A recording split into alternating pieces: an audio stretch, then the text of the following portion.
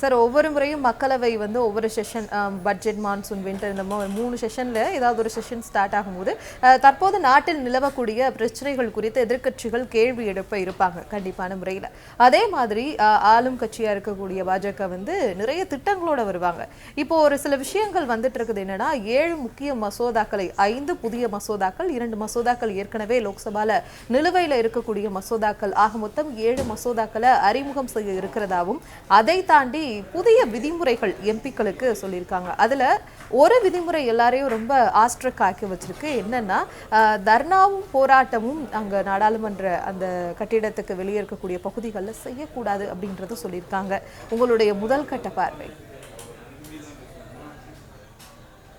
Madam, நம்மளுடைய தலைவர் அவர்கள் நேற்று வந்து நாடாளுமன்ற உறுப்பினர்கள் கூட்டத்தை போட்டு அந்த கூட்டத்தை வந்து காணொலி வாயில் காட்சியாக நம்முடைய குழு தலைவர்கள் மற்றும் உறுப்பினர்களுடைய எல்லாத்துடைய கருத்துக்களை கேட்டாங்க. தலைவர் நிறைய அறிவுரைகள் சொல்லியிருக்காங்க. அதுல வந்து நம்முடைய தமிழ்நாடு உரிமைகள் பாதுகாக்கிறதுக்கு என்னென்ன நீங்க முன்னெடுப்பெடுத்தாலும் அதை வந்து சிறப்பா செய்யுங்க. தமிழ்நாடு உரிமைகள் எந்த இடத்துலையும் நம்ம விட்டு கொடுத்துடக்கூடாது அப்படிங்கிறதுல தெளிவா நேற்று அந்த கருத்தை வந்து தலைவர் அவர்கள் பதிவு செஞ்சிருக்கிறாங்க.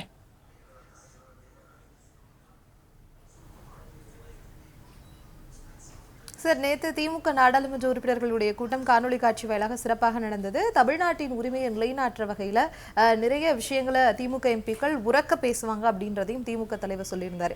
இப்போ நம்மளுடைய கேள்வி எப்படி இருக்கு அப்படின்னா, 7 புதிய மசோதாக்களை கொண்டு வர இருக்கிறது பாஜக. மக்களுக்கு நலன் சார்ந்த மக்கள் நலனில் அதிகமாக அக்கறை கொண்ட பாஜக கொண்டு வரக்கூடிய மசோதாக்களா இருந்தா சரி. ஆனா இவர்கள் எதை கொண்டு வர இருக்கிறார்கள்னா FCRA அதை போன்று இருக்கக்கூடிய நிறைய விஷயங்களை கொண்டு வர இருக்கிறதா பேசப்படுது. இதை பத்தின உங்களுடைய பார்வை எப்படி இருக்கு? மேடம், அந்த மசோதாக்கள் எல்லாமே பார்த்தீங்கன்னா அவங்க கொண்டுகிட்டு வர்றது நம்முடைய தமிழ்நாடு உரிமைகளை பாதிக்கிற மாதிரி மசோதாவா இருந்தா அதை கடுமையாக நம்முடைய நாடாளுமன்ற குழு தலைவர்களுடைய தலைமையில கண்டிப்பா நம்மளுடைய திராவிட முன்னேற்ற கழகம் கண்டிப்பா அதனுடைய எதிர்ப்பை தெரிவிக்கும். அது வந்து நம்முடைய தலைவர் அவர்கள் எங்களுக்கு நிறைய இன்ஸ்ட்ரக்ஷன் கொடுத்துருக்குறாங்க. ஒவ்வொரு நிகழ்வுலையும் நாளைக்கு பார்த்தீங்கன்னா தொகுதி வரையறையிலிருந்து அனைத்திலையுமே நம்மளுடைய உரிமைகள் பாதிக்காத அளவு, தமிழ்நாட்டின் உரிமைகள் பாதிக்காத அளவு நம்ம எப்பவும் எப்படி கடந்த 2 ஆண்டு காலமாக நம்ம செயல்பட்டுக்கிட்டு இருக்கிறோமோ அதை விட இன்னும் வேகமாக செயல்படுறதுக்கு தலைவர் அவர்கள் அறிவுறுத்தி இருக்கிறாங்க. ஒவ்வொரு பாராளுமன்ற உறுப்பினராக இருந்தாலும் அவர்களுக்குன்னு ஒரு நாடாளுமன்ற உறுப்பினர்களுக்கு சில விதிமுறைகள் இருக்கும் தான். ஆனால் இந்த முறை என்ன சொல்லியிருக்காங்க பாஜக அப்படின்னா, நாடாளுமன்ற வளாகத்தை சுற்றி இருக்கக்கூடிய இடங்களில் நீங்க தர்ணா போராட்டமோ இல்ல போராட்டமோ செய்யக்கூடாதுன்னு சொல்லியிருக்காங்க. இது நீங்க எப்படி பார்க்குறீங்க?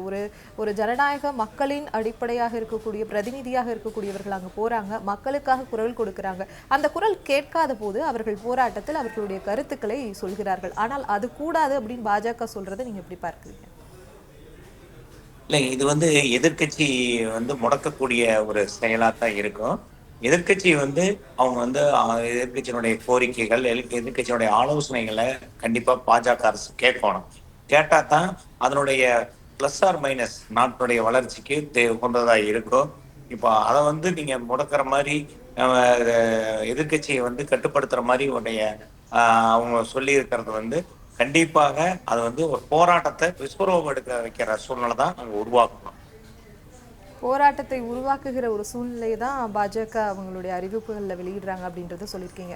சார், இந்த கூட்டத்தொடர் எதற்கு மத்தியில் நடக்குதுன்னா, அயோத்தி ராமர் வழக்கு, அதை தாண்டி தற்போது மக்களுக்கு இருக்கக்கூடிய நிறைய பிரச்சனைகள், FCRA வேண்டான்னு சொல்கிறோம், அதை கொண்டு வர துடிக்கக்கூடிய பாஜக, இதையெல்லாம் வச்சு தான் எதிர்க்கட்சிகள் கேள்வி எழுப்ப திட்டமிட்டிருக்காங்கன்னு சொல்லப்படுது. நீங்கள் இங்கே தமிழ்நாட்டிலிருந்து போகும்போது எதை பற்றியெல்லாம் பேசுவதற்காக இருக்கிறீர்கள்? நேற்று எங்கள் தலைவர் முக்கியமான பல யோசனைகள் கோரிக்கை அதாவது இதெல்லாம் சொல்லியிருக்கிறாங்க. அதன் அடிப்படையில் பார்த்தீங்கன்னா இப்போ இன்னைக்கு தமிழ்நாட்டுக்கு ரொம்ப அவசியமானது மேகதாது அணை பிரச்சனையை முன்னெடுப்ப அதை வந்து நமக்கு தடுத்து நிறுத்தி ஆக வேண்டிய கட்டாயத்தில் இருக்கிறோம். அதுல தற்போது தமிழ்நாடு அரசு வந்து முதலமைச்சராக இருக்கிறவர்களா அதுல வந்து ஒரு சீரியஸ்னஸ் இல்லாமல் இருக்கிறாங்க. அதனுடைய உரிமைகளை விட்டு கொடுத்துட்டாங்கன்னா நம்ம கிட்டத்தட்ட திராவிட கட்சிகள் கிட்டத்தட்ட பல ஆண்டுகளாக அதை தடுத்து நிறுத்தி வச்சுக்கிட்டு இருக்கிறாங்க. நம்மளுடைய முதலமைச்சர் அவர்கள் பழைய அதாவது முன்னாள் முதலமைச்சர் அண்ணன் தளபதி அவர்கள் இதை வந்து தீவிரமா இந்த 5 ஆண்டு காலம் எப்படி முன்னெடுத்து அந்த மேகதாது அணையுடைய பிரச்சனைகளை கையில் எடுத்து அதை நம்முடைய தமிழ்நாடு உரிமையை பாதுகாத்தாரோ அந்த மாதிரி இப்போ இவங்க சீரியஸ்னஸ் இல்லாமல் இருக்கிறாங்க. அதனால அந்த எல்லாம் கொஞ்சம் முன்னெடுப்பாக நாங்கள் எடுத்து பண்ண போகிறோம். ரெண்டாவது, தண்ணி பிரச்சனை இப்போ எல்லா பக்கமே இப்போ ஆரம்பிச்சிருச்சு. இப்போ மேட்டூர்ல தண்ணி இல்லை, காவேரி தண்ணி இது வரைக்கும் எந்த ஒரு முயற்சியும் எடுக்காமல் இருக்கிறாங்க. காவேரி தண்ணி பிரச்சனை ஸ்டார்ட் ஆயிடுச்சு. இதெல்லாம் கர்நாடக அரசோட பேசணும். இப்போ அவங்க தாவேக அரசு வந்து அவங்களோட காங்கிரஸோட அலைன்ஸில் இருக்கிறாங்க. அது மாதிரி இருக்கிறப்போ அவங்க வந்து கர்நாடகாவில் பேசி அந்த தண்ணியை வந்து நேரம் பெற்றுக்கோணும். ஆவரி ஆணையம் தந்த தீர்ப்பின்படி இன்னும் தண்ணி நமக்கு வந்து சேரல. இதனால டெல்டா மாவட்டங்கள், நம்முடைய மேற்கு மண்டல பாசனங்கள்லாம் ரொம்ப பாதிக்குது. அதே மாதிரி தான் பவானி சாகர் டேமு, அதுவுமே இன்னைக்கு இது தண்ணி கேரளாவிலேருந்து தண்ணி நமக்கு சரியா கிடைக்காதனால, மழைகள் சரியா இல்லை, அங்கிருந்து வர வேண்டிய பில்லூர் அணை டேம்ல இருந்து தண்ணி சரியா வரல. இந்த மாதிரி பல பிரச்சனைகள், தண்ணி பிரச்சனை ஸ்டார்ட் ஆயிருக்கு. இதை பத்தி அவங்க வந்து தற்போதுள்ள அரசு எந்த ஒரு அறிக்கையோ ஒரு முயற்சியோ எது எடுத்த மாதிரி தெரியல. இதுக்கு 2 அமைச்சர் இருக்காங்க, நீர்வளத்துறை அமைச்சர் இருக்காங்க, பொதுப்பணித்துறை அமைச்சர் இருக்காங்க. அவங்கெல்லாம் எந்த ஒரு முன்னெடுப்புமே இந்த தண்ணி பிரச்சனைக்கு இது வரைக்கும் எடுக்கல. அதனுடைய சீரியஸ்னஸ் தெரியாம இருக்கிறாங்க.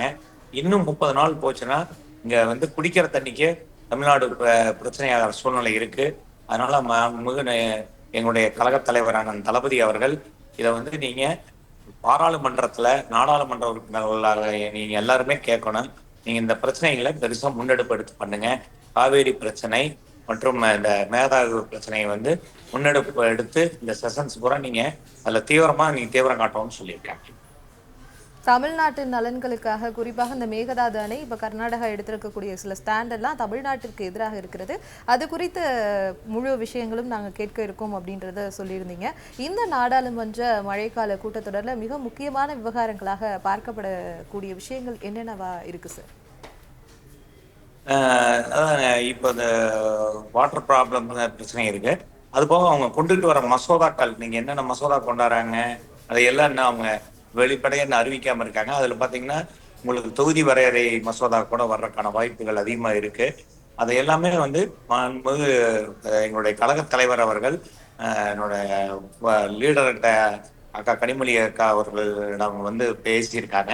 அவங்களுடைய அறிவுறுத்தல் படி அவங்க என்னென்ன மசோதா வருதோ அது தமிழ்நாட்டுக்கு நலன் கிடைக்கிற மசோதாவுக்கு கண்டிப்பாக திமுக என்னைக்குமே எதிர்ப்பா இருக்காது. தமிழ்நாட்டுக்கு மக்களுக்கு எதிர்ப்பா இருக்கிற மசோதாவுக்கு கண்டிப்பா திமுக தனிப்பட்ட முறையில் அங்கு போராடும். அதுல ஒன்றும் மாற்று கருத்தே கிடையாது. மாநிலத்தின் உரிமைக்கும் அரசியலமைப்பு சட்டத்திற்கும் பாதுகாக்கக்கூடிய மக்களின் நலன் பயக்கக்கூடிய எல்லா விஷயத்துக்கும் திமுக உரக்க குரல் கொடுக்கும் அப்படின்றத நீங்க உங்களுடைய கருத்தின் வாயிலாக சொன்னீங்க. இன்றைய நிகழ்ச்சியில் வந்து உங்களுடைய கருத்துக்களை வழங்கியமைக்கு நன்றி சார். நன்றி.